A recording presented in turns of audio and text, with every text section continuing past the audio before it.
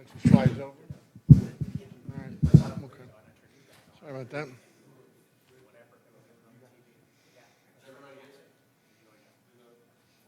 Bob, you plugged in? Okay, you all good? All right.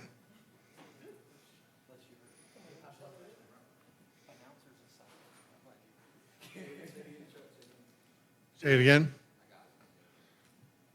Say again.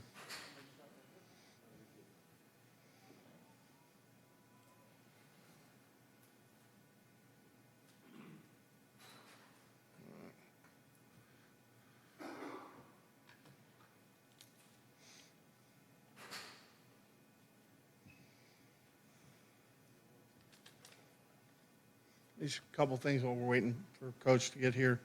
Um, Most obviously, but just in case you didn't know, this is a Friday night game.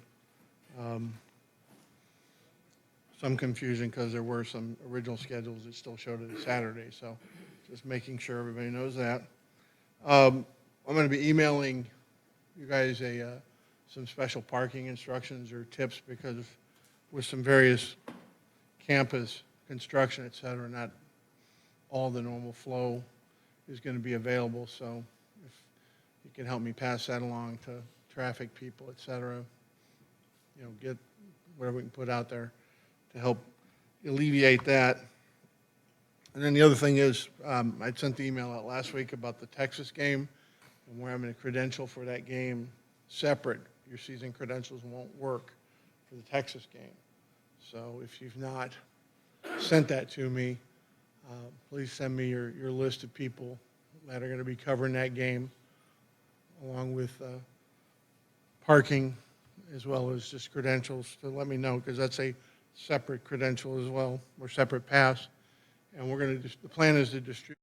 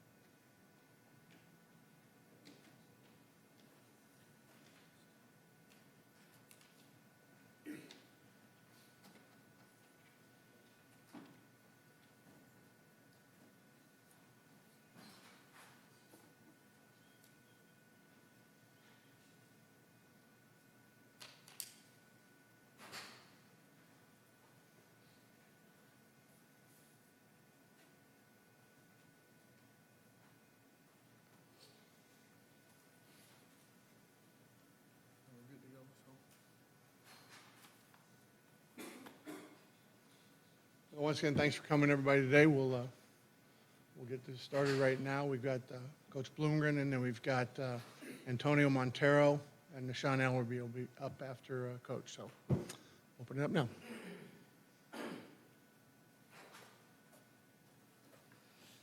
All right, good afternoon, everyone. Thank you all for being here, and thanks to all the Rice Owls out there listening in today. Like I said in the post-game press conference on Friday, the only thing that was disappointing is that we didn't come away with a win. I was so proud of our kids' effort. I was proud of many of them for the way that they played.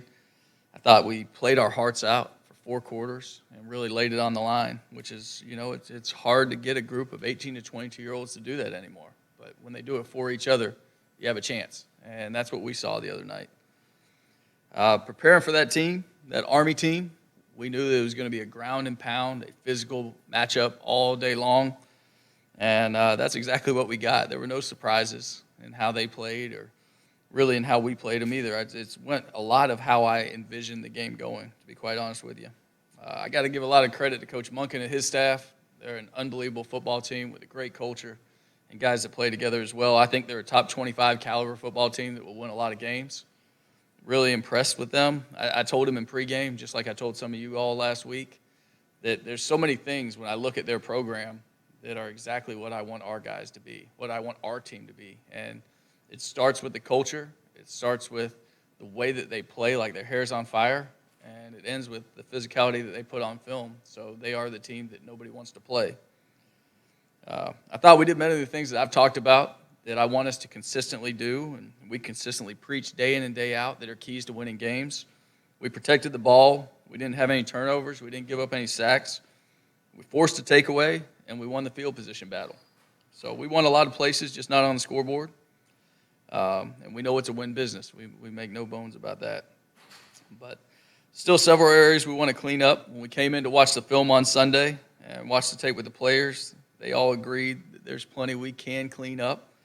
I think the coolest thing to me might have been like a reflection of our culture, and that whether I was talking to individual players that were like, Coach, I lost that game, or whether it was individual coaches who said, Coach, my position group lost that game.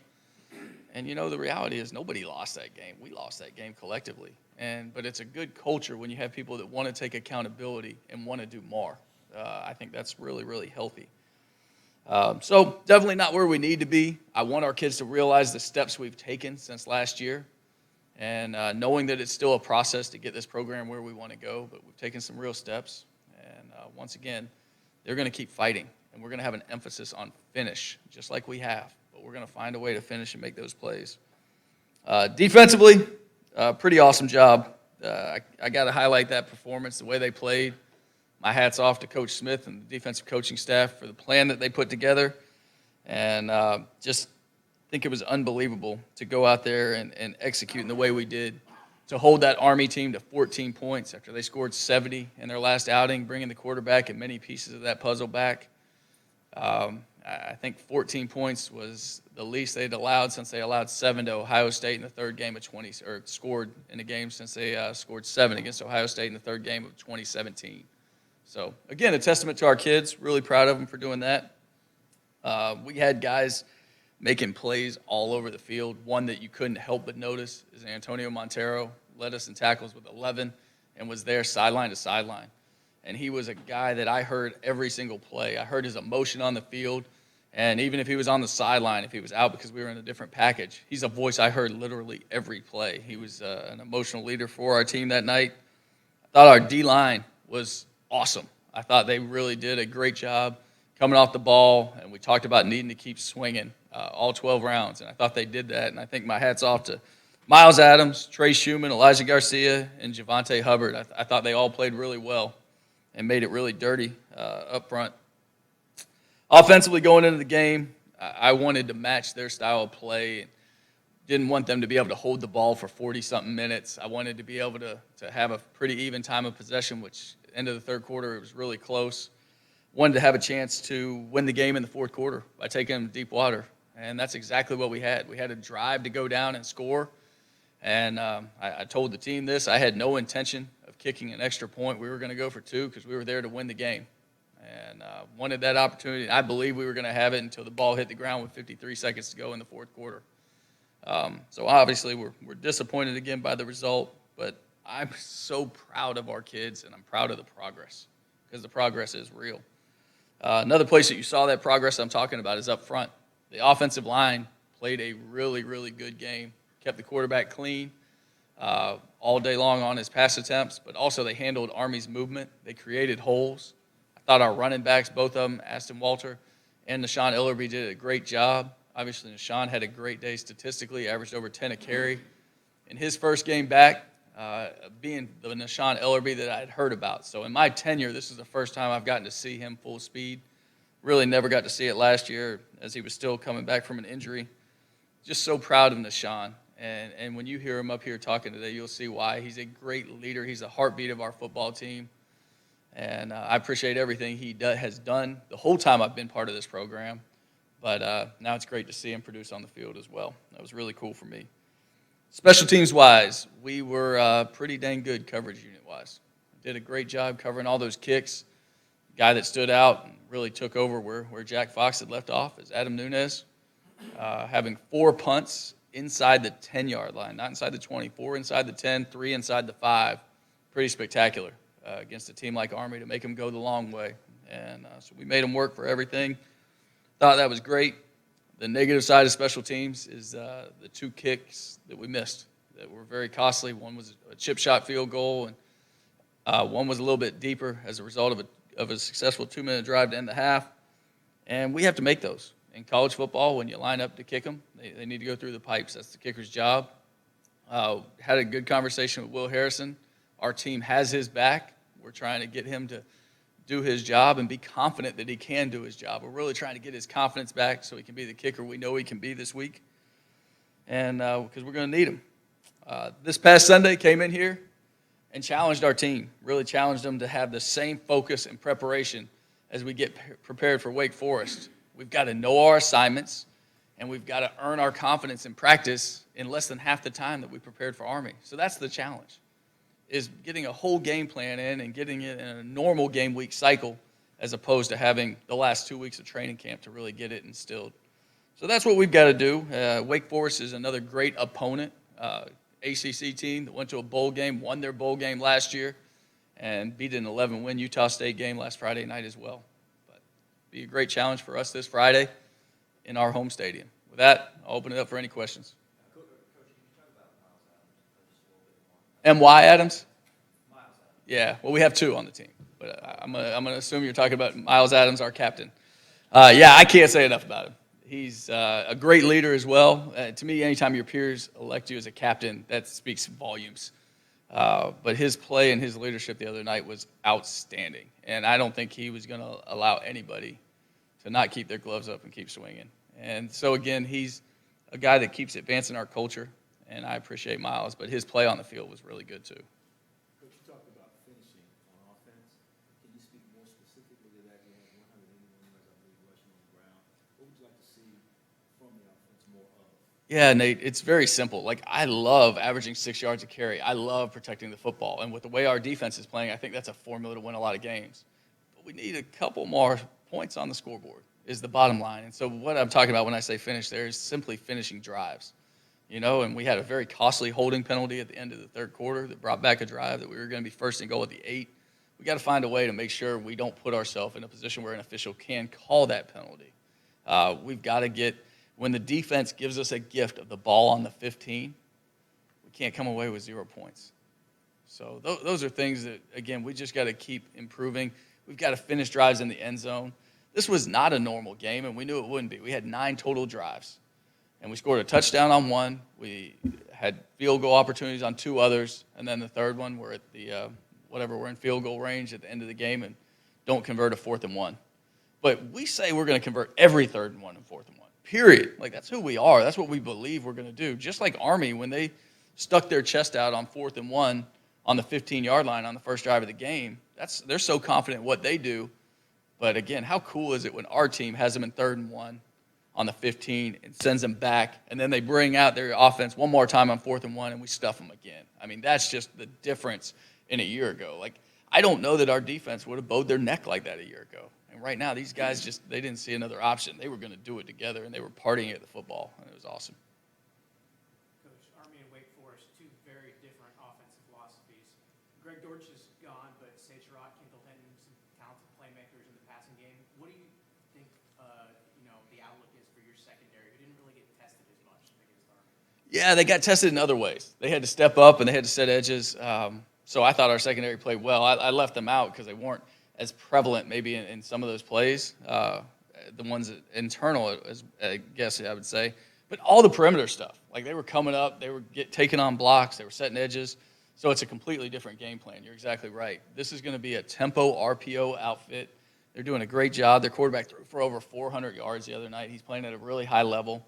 Cade Carney is a very good running back that, especially with their scheme and the patience at which they run it, he gets the ball about the line of scrimmage and goes forward, and he's a plow. He's about to be a 2,000-yard rusher in his career. I think he's about 30 or maybe 60 yards short of 2,000 yards rushing in his career. So the offense is really a big shift from defending the veer, and especially when you talk about the fact that they ran 107 or had 107 snaps the other night in their game against Utah State. And it's the 5th time in the last 2 years they've had over 100 snaps in a ball game. So very different challenge, but once again, a very unique offense in what they do. So it's a great challenge for our guys. The other thing that's going to be a great challenge is I heard it's going to be Houston hot on Friday. They're saying 102 degrees. So we're going to prepare for that as well. We got the advantage that we can go out in it and get ready for that. So we're going to go out in it today and tomorrow, and we're going to be battle tested. I think it was Admiral Nimitz who said if you're going to fight in the North Atlantic, you got to train in the North Atlantic. So we get the blessing of the Houston Heat today. Coach, in the first game, most of the passes you guys threw were screens. Most of the production was on one play in that game to Austin Trammell. What improvements are you hoping to see in that passing game going forward? Yeah, there's the question is about the passing game and what do we hope to see. And I think I'd go back to first off making sure we all understand that I grounded the ball in that game because I thought it was the best way for our team to win, was to make sure we didn't let Army have the ball for 42 minutes and our defense out there for an eternity. Obviously, defense did their part by getting off the field on a few of those drives as well. When you only have 14 opportunities to throw the ball, your margin for error is really small. And when we did drop back and pass it, we either dropped balls that were catchable or we didn't make throws that we should make. And so that's what you saw is a 7 of 14 performance with 2 of them being bubble screens. And again, nobody's going to be happy with that. We don't want to be a 50% completion outfit. But in a normal game, in the flow of a normal game, we're going to have more possessions, and maybe we'll throw a ball on P and 10, possession and 10, first play of a drive, which we did 0 times on Friday night on purpose. We'll have more opportunities and hopefully find more of a rhythm.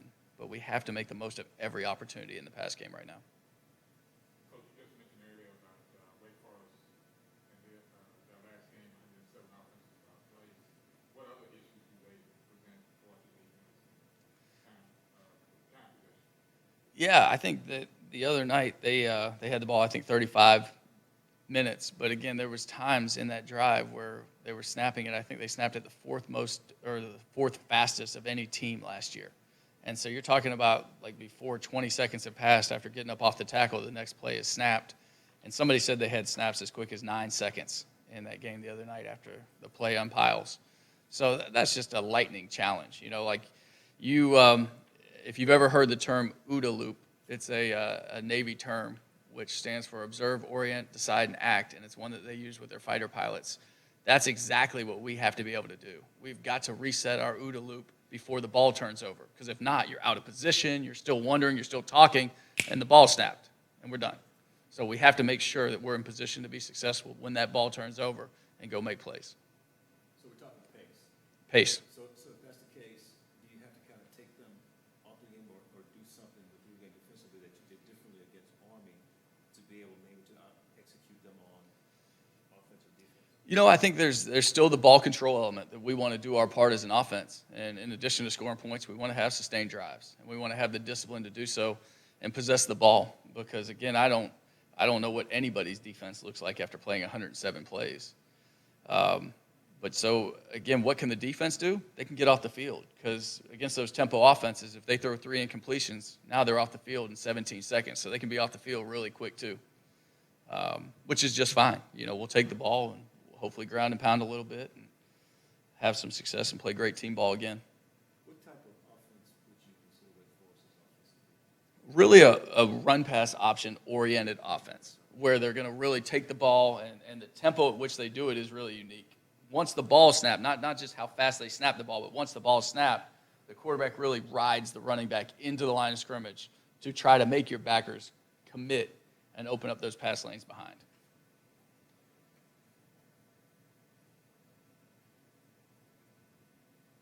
All right, thank you all for coming out today. Look forward to seeing y'all on Friday.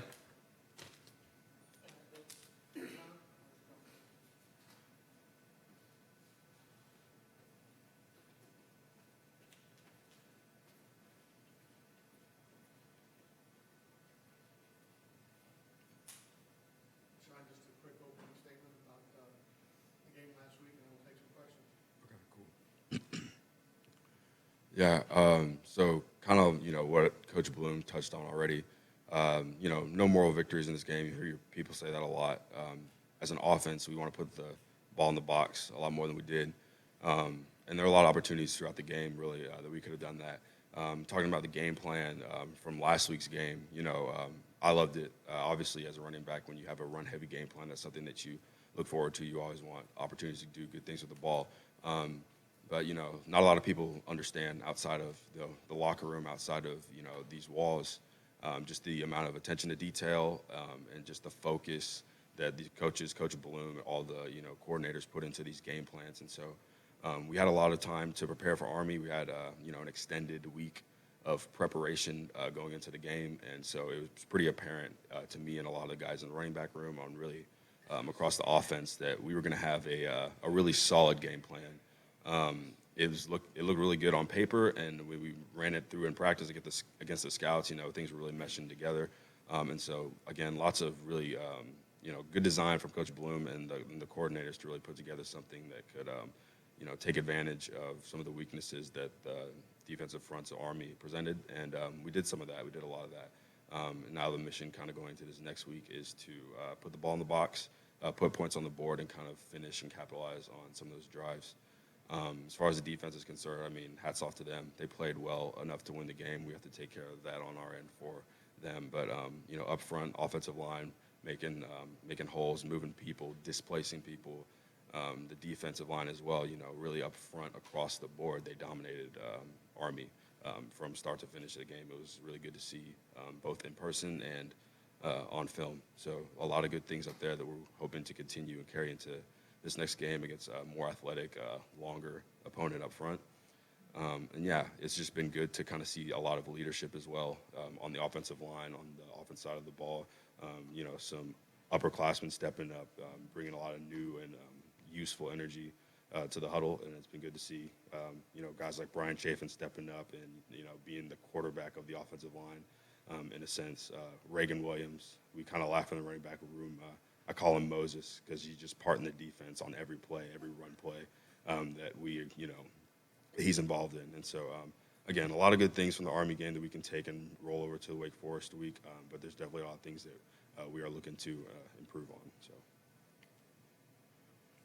Did you feel more like sophomore Deshaun in that game? A little bit. Sophomore Deshaun definitely was a little lighter, felt a little, his legs felt a little fresher, but it felt good to be back on the field and contributing in that same way. So it was a good feeling. You talked about not knowing if you were going to be in that game until about halfway through, but that you were going to factor into the game. Just talk about how practice has been different through maybe 2 days and how you expect it to maybe be different throughout this week. Yeah, so going into the Army game, you never really know exactly how things are going to shake out. It was a long process of just rehabbing and kind of getting back into shape and just kind of figuring out where I was going to fit into the game plan and just kind of rolling with the punches as the game went along. We have a talented, room full of running backs, and so it's kind of on us to put our best foot forward in practice and get the coaches to trust in us, and then from there, the game kind of shakes out the way it does. As far as this week, we've had a lot of time, not as much time to prepare. for Wake Forest, but we're focusing in on the game plan and trying to really execute in practice as best we can and give coaches confidence that we're going to be ready to execute those schemes on Friday. So. About your running, looks like you felt really comfortable in terms of the plays. And so your aggression was able to kind of unfold, manifest itself on the field. Kind of talk about how you felt going into that. Yeah, it's definitely, obviously being healthy is a big thing. And it allows you to play aggressive, to play fast, and then also just mastery of the scheme, which I think is the biggest difference between, our first game this season, our first game last season. For me personally, mastering the scheme and understanding where the runs are supposed to hit, what we're trying to get at, where the targets are for the offensive linemen, all that stuff kind of frees you up, allows you to play fast and aggressively, and allows you to it gives us our best chance to be successful. And so, moving forward, that's going to be, something that we really target against Wake Forest and every team we play is that we want to master our scheme and understand it as well as anybody in the country so that we can go out and execute, play fast and aggressive every play.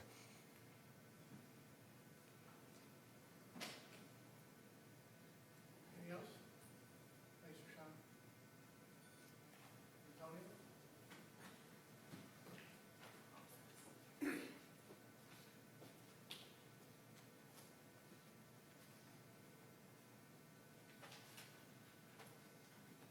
Antonio, same thing, just a quick reflection on last week's game, and we'll take some questions. All right, sounds good. Yeah, I was pretty proud of the way we played defensively and offensively last night. As Nishan and Coach Bloomgren touched on, we could be optimistic about a lot of different things. About the O-line playing physically, our D-line playing at a really high level, and just a lot of takeaways that we could take from that game that we can take throughout the season and keep progressing as a football team, offensively, defensively, and special teams-wise. I thought the scout team this past week preparing us for Army did a remarkable job. I told Coach Bloomgren in the car last night, coming back from the radio show, that the speed of the game didn't even feel much different comparing Army to our scout team. So that's a testament to how Coach Swoboda had them prepare and the effort that they put in practice. So you got to thank them for that. So all in all, very optimistic. Even though the result wasn't what we wanted, I feel like there's a lot of takeaways that we can use going on in the future. I'll open up to some questions or anything you guys might have to ask me. Antonio, this team had a 400-yard passer and a 100-yard rusher this week. So how are you preparing on film for a team that's this versatile and capable on the offense?